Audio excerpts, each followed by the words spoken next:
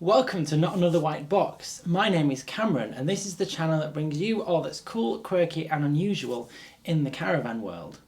Today we're resuming the series that I've started, which follows the progress of the restoration of a 1971 Sprite Musketeer and a 1982 Monza Supreme. There's been a couple of videos already, and if you've missed out on those, I've just put a playlist together, so the link is up above and as usual down below in the description if you want to see those. Talking of the other videos, I just want to take a moment to thank my sponsor UASA for sponsoring this entire series. We've got a video with them coming up a little bit later in the series, and I'm actually really excited to share with you what I've discovered about caravan batteries, because I thought I knew everything. Turns out I knew nothing.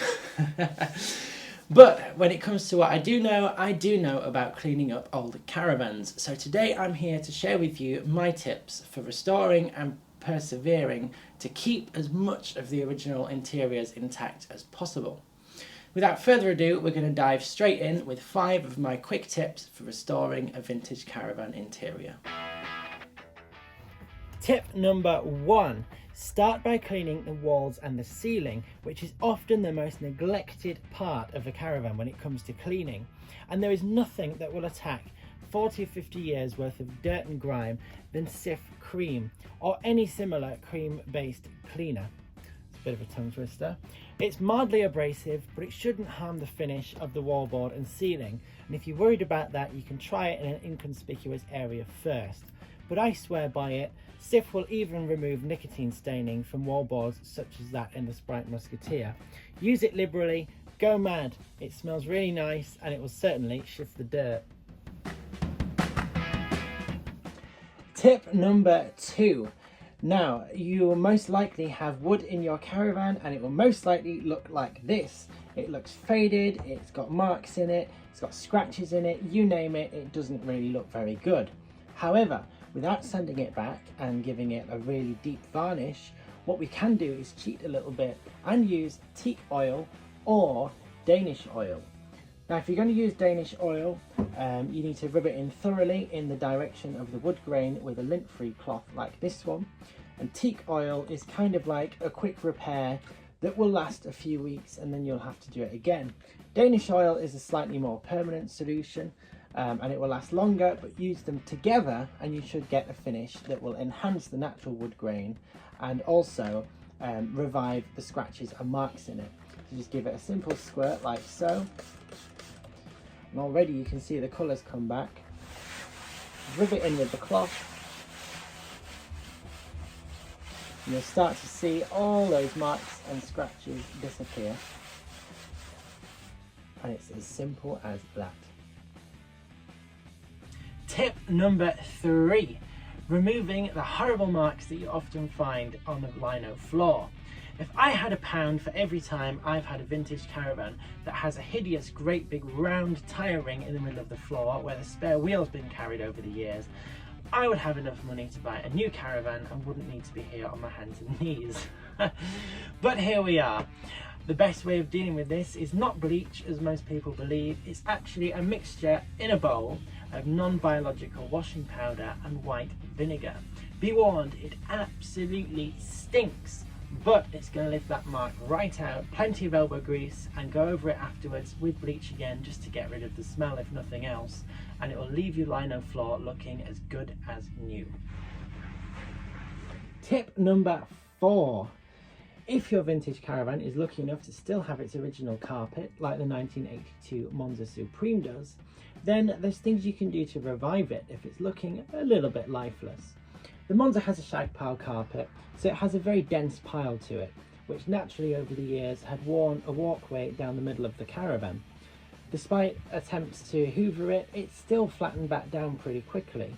Now, the obvious solution is to try a carpet cleaning machine.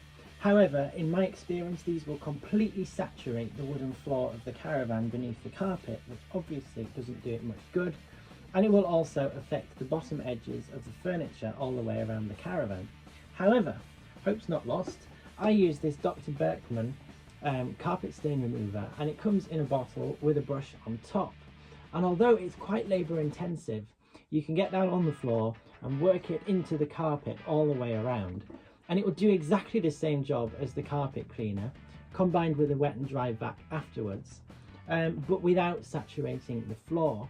By the same logic, you can buy a carpet stain remover and work it in with a cloth, but this, which comes very highly recommended, it just sort of makes the job a lot easier, and it makes it smell nice too.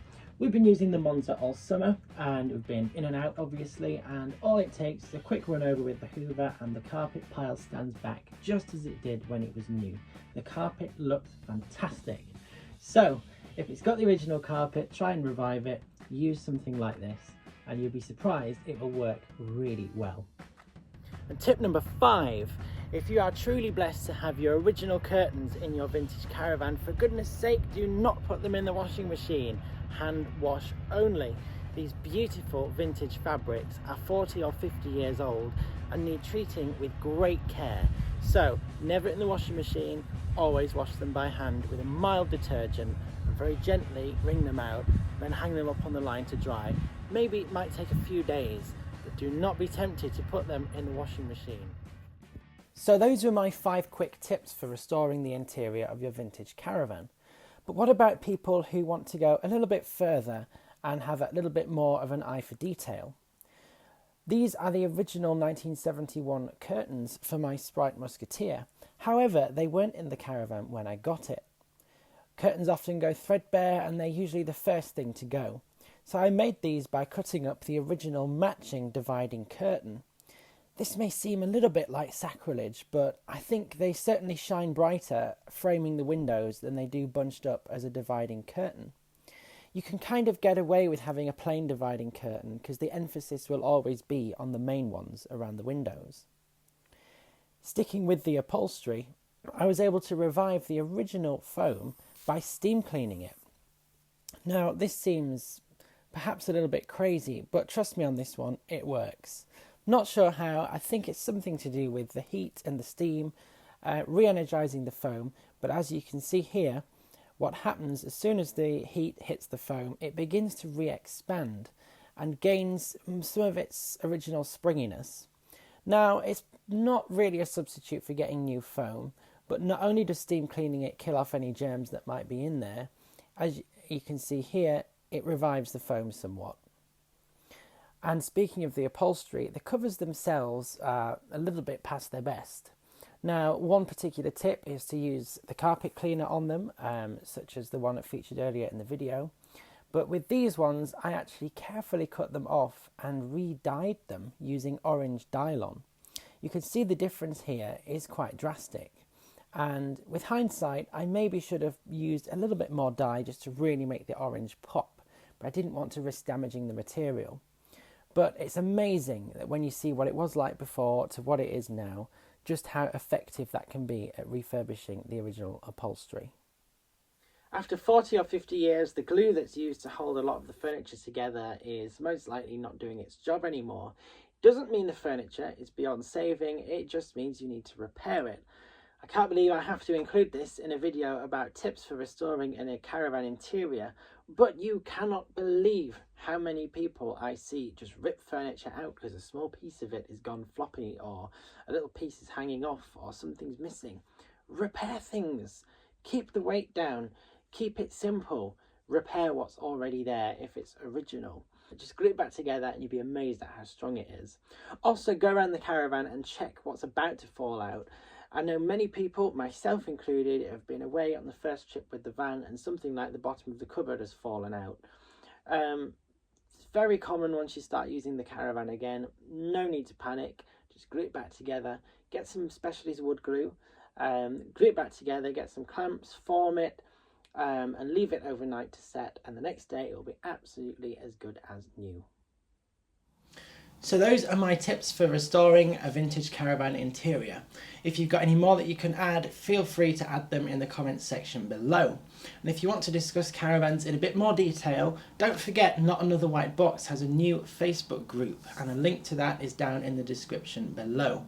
If you've enjoyed the content, please do subscribe to the channel. There's plenty more videos in this series coming. We've also got some new caravan reviews, a summary of caravan design this year, and also a few other little surprises along the way. In the meantime, thank you very much for watching and see you again soon.